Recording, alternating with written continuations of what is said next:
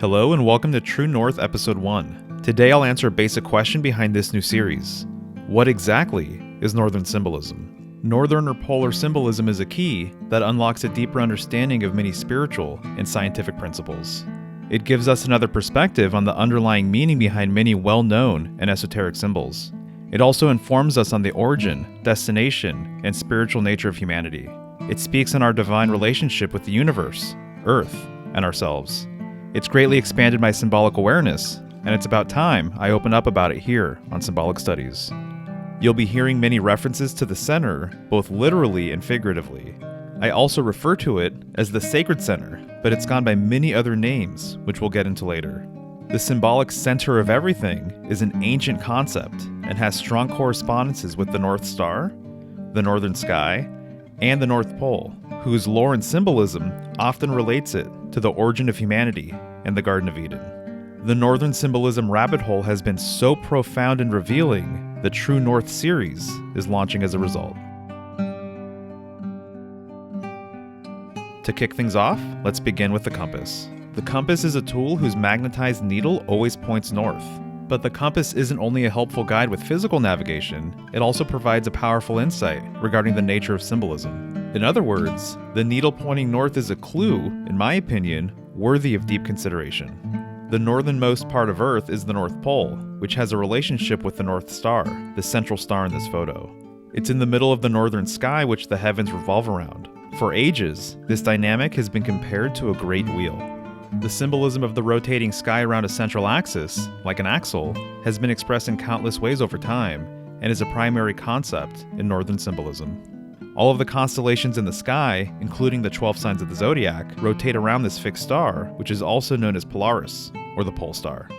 The stars and constellations near Polaris are circumpolar because they revolve closely around the central point of the heavens. Given this location, they're visible throughout the year for a great number of people and have been called the imperishable or eternal stars. These stars, and the North Star specifically, relate to classic spiritual concepts relating to the sacred center, including the idea that all centers are symbolic of the supreme deity, or Godhead. The North Star represents the end of the Little Dipper's handle. The Little Dipper is made up of 7 stars, just like the Big Dipper, which is similar in shape. The Dipper constellations are named Ursa Major and Ursa Minor, the Great Bear and Little Bear. These stars are commonly imagined as plows, wagons, or chariots, and have had many other associations. The North Star and Dipper constellations have a deeply storied history, and have been greatly revered, both openly and in secret. Author Jocelyn Godwin refers to this reverence in cosmology as the polar tradition. The movement of the Ursa constellations around the pole star is extremely significant, and was once used as a primary sky clock. Observers paid attention to its position throughout the year, and could even tell the time of day based on its location. It's widely regarded that the swastika symbol originates from Ursa Major, rotating around the pole star throughout the year, with each arm representing the Big Dipper during each of the 4 seasons. This reminds me of the fact that there's repeated lore regarding 4 rivers, winds, or directions flowing to or from the north. The Big Dipper is important enough to have been the origin of a number of symbols as well, including, in my opinion, the shape of the number 7. There's even a ritual tool used in the Egyptian opening of the mouth ceremony, which acts as a symbolic reference to the Big Dipper and looks similar in shape. The myths and lore associated with the northern sky are absolutely fascinating and are equally as mysterious. Since Northern Symbolism is also the study of centers, you'll often find its themes overlap with the teachings of many spiritual systems. The dot, monad, or bindi are expressions of the sacred center, which is symbolic of the divine qualities that largely correspond with polar traditions and the north. This creative center is oftentimes referred to as the true source of everything and the point the universe revolves around. And among its many associations, the northern sky has also been called the location of God, or God's throne. The North Star has even been referred to as the Eye of God, or the eye in the sky. The infamous all-seeing eye, or Eye of Providence, is a northern sacred center symbol as well. But interestingly enough, there are perhaps even more references from a more ancient time about the northern sky being the domain of the Great Mother Goddess, whose star the heavens revolve around. It's worth noting that this central star, Polaris, has gone by a number of other names, including the Pole Star, the North Star, the Star of Stars, the Lodestar, the Star of the Sea, the Seaman Star, and the Gate of Heaven. All of these names are worth further unpacking, but the Gate of Heaven name I find to be the most intriguing. There's ancient traditions that claim the northern sky is a passageway in and out of this domain, a literal stairway to heaven. The recurrence of certain themes, the north, the pole star, the number 7, the axis mundi, ascent and descent to and from the north, is certainly suggestive of a baseline idea concerning the relationship between humanity and divinity. This connection from the North Pole to the pole star is often imagined as a polar pillar and is sometimes referred to as the world pole or cosmic axis. This pole has corresponded with many other symbols over time. Often they're phallic in nature and penetrate the earth. Let's take the tower, obelisk, and standing stone as an example. While these structures were built for different purposes, they all have something in common. They're embedded into the earth and reach toward the sky. From what I gather, polar monuments largely act as a symbolic bridge to the heavens. These structures were also recognized as being connected with order and stability, the same way the cosmic axis was believed to have brought order and stability to a chaotic, primordial universe. I think it's safe to say that some of these objects were likely connected to lost technologies as well. In some traditions, the pole, or world axis, was considered to be the ultimate symbol of law and order, because its function provides structure in an environment that's in constant flux. It's also worth noting that the fleur-de-lis is strongly connected to the north. Look no further than old compasses or compass roses to verify. As the locus of divine law, the cosmic pole is the most powerful symbol of authority and is regarded as the only legitimate source of human laws. Its many images include the scepter, the measuring rod, the king post, and the central pillar. Often, these monuments also marked an important cultural or spiritual location, a sacred center. In this way, these objects mirrored the dynamic at the north, like the world pole which goes through the earth at its center. It also wasn't uncommon for this central location to be used for various rituals, initiations, and ceremonies. There's a number of customs using these objects as grave markers as well, giving the deceased a symbolic stairway to the afterlife. The world axis is often referred to as the axis mundi, which has been expressed in myth and ritual using the following symbols. Each of these correspondences contain a wealth of information as it relates to the world axis, and will be expanded on in future episodes. But interestingly enough, the pole is all but lost without a hole, which is why there are equally as many stories about the northern sky, or North Pole, having an opening, gateway, or portal to other realms. When it comes to symbolism, I find that most everything tends to boil down to poles and holes. Let's explore a specific example of a northern opening using this Freemasonic tracing board. Notice the ladder leading toward the 7-pointed star. This is a clear reference to the Stairway of Heaven, which has also been referred to as the Royal Road. A lot of ascension concepts are linked to the number 7 and often represent the path to the pole star. In Latin, Septentrio is a reference to the 7 stars of Ursa Major, and in older maps denotes the north. Belief in an opening at the North Pole, or northern sky, is ancient. History is filled with endless debate regarding the true nature of Earth, but regardless of the belief, the North and South Poles have always played a unique role and are often tied to great mysteries. At the end of the day, I'm inclined to think that the poles reveal far more about our reality than what most people are aware of. The torus field is also a significant aspect of northern symbolism.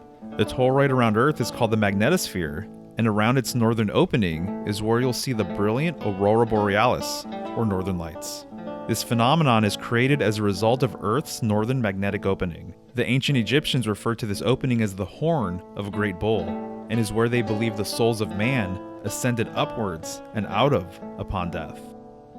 I find the bull's horn metaphor of particular interest because bull in Latin is Taurus, not like the torus field. There's also people who work with the Great Northern Opening and use it as a means for astral travel. This opening has also been compared to a column of light, which, quote, carries souls back to the beginnings. As I mentioned earlier, the North Pole has been compared to the Garden of Eden and also has connections to the Fountain of Youth, or Paradise. And curiously enough, the Garden of Eden is well known for containing a tree. Because its roots delve into the soil and its branches stretch up to the skies, the tree is universally regarded as a symbol of the relationships established between heaven and earth. In this sense, trees possess the character of centers, to the degree that the world tree is synonymous with the world axis. You'll notice that world trees or trees of life are commonly paired with serpents. This makes sense for a few reasons, including the fact that the constellation Draco is located closely to the pole star. And under some ancient systems, dragons and serpents correspond to the north. The Garden of Eden is symbolic of the northern sacred center location, which acts as a bridge between worlds. But in many ways, this location is allegorical and isn't limited to only existing at the physical north, but instead represents all spaces that hold the intention and declare being at the center of everything. The sacred center at the north is deeply encoded in all things and places because it's where everything comes from and returns to, not unlike the center of a torus field.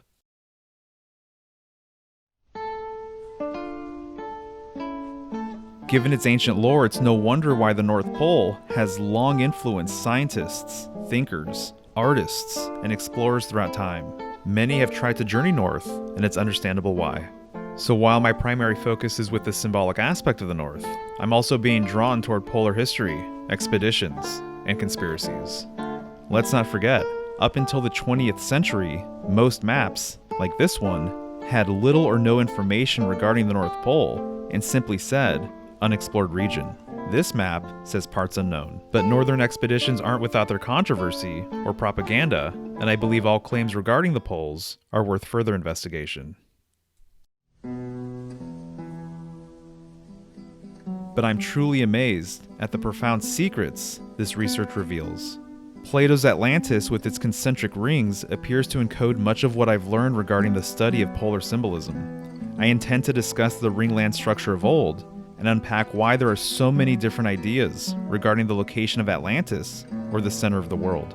Through the lens of the polar tradition, everything makes more sense, including the Atlantean mythos. A lot of symbols and metaphors associated with the North Star have been reappropriated over time.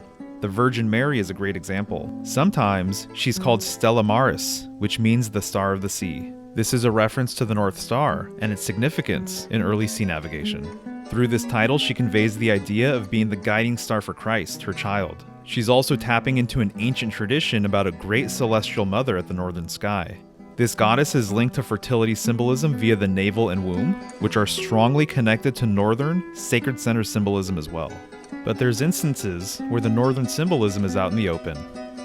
The most well-known example of this is none other than with Santa Claus, who is said to come from the North Pole. Decoding Christmas as a northern holiday is well worth exploring, and which a lot more can be said. There's also a number of gods who were once considered northern polar expressions, but whose original correspondence has been lost. It's pretty clear as an example that the lineage of mercurial figures throughout history could be considered polar deities. And there are others like the Egyptian Ptah, who holds a staff symbolic of the world axis, but who is now connected to the sun. I've learned that a number of polar deities in the geocentric era are now considered solar in nature because our collective focus shifted to heliocentrism. I'm interested in this shift for a number of reasons, but point being, there was a time before solar symbolism and mythology took center stage. There's also a conversation to be had regarding lunar symbolism, related traditions, and its place in all of this. And speaking of which, I'm starting to look at the Sun, Moon, and North Star as a Trinity system, which will be expanded upon in the future.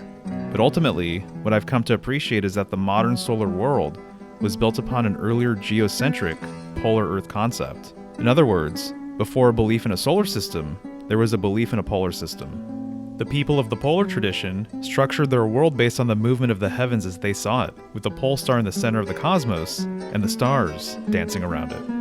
Regardless of your cosmology, polar symbolism is the foundation from which a great deal of solar symbolism was later built upon. In this way, I'm reminded of the computer code we use on a daily basis. No matter how evolved programming languages get, they're still built upon an original binary framework, ones and zeros, which reminds me an awful lot of poles and holes. This northern symbolic perspective is relevant to so many topics because seemingly everything emanates from a sacred center. The idea of the unfurling center might remind you of the growth rings of a tree, which grows from inner to outer. Similarly, I'm reminded of rippling water. Nature starts from a central point and works its way outward, just like a seed. There's so many layers with northern symbolism in the polar tradition, I'm hard-pressed to find subjects or topics that aren't affected by these revelations. Of all the rabbit holes I found myself in over the years, I consider this to be one of the deepest, and most intriguing. There's also a number of symbols from the world of astrology, tarot, and magic that relate directly to the Northern Mysteries, but whose ancient esoteric meanings, I would argue, are misunderstood. From the principles of geometry and art to the properties of sound and frequency, the center is an all-important concept that has profound physical and metaphysical implications. Countless spiritual or enlightenment symbols are harmonious because they're expressions from and highlight the sacred center. But the most important aspect of Northern symbolism is the ways in which it brings you back to self. Polar symbolism reminds you to go within, to use your internal compass, and find your true north. The greatest journey is the one within. It's where we unify our opposites, find our guiding star, and unlock our highest potential. But when you journey far enough inward, what do we find? As I once read, the center of centers can be none other than God. With all of that said, I once again welcome you to True North. I can't wait to expand on these topics, introduce new ones, and interview like-minded researchers. If you'd like to support Symbolic Studies in the True North series, one of the best ways to do so is via Patreon at patreon.com/symbolicstudies. I'm also available for one-on-one study sessions and consultations related to symbolism, astrology, and the tarot. And for everything else, including astrology prints and study packets, visit symbolicstudies.com. Thanks for watching.